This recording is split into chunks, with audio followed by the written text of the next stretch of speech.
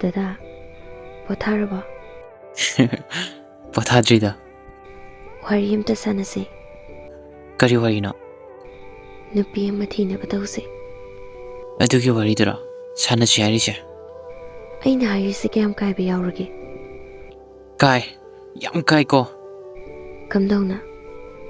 Nang leina nupi ama thiyo harise karigino. Aide lairang oirasu. Lainam chentrabi lairangni.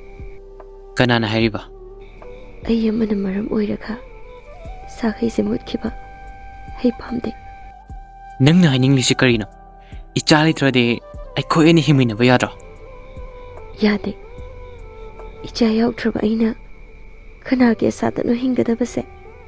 Aide nangi wakhalda hingane. Haidi madungamda.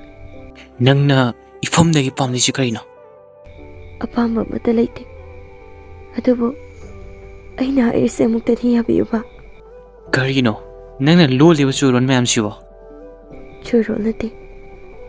Nangna ibu nungsi haido. Aina haiba yabidaba sira. Ay, nangna haibada yadaba kari yaukige. Yaukide. Adubo ngasidi yabidre. Yarise. Thengi ngasidi patharse. Pare. Pothabiro. Nangde kita hokine. Khangde. Taunuda kanadabada nasa wangi khangana. Aina ngasi fo hinglise nangine. Nangtagi atopa kanatasu yengi khalode.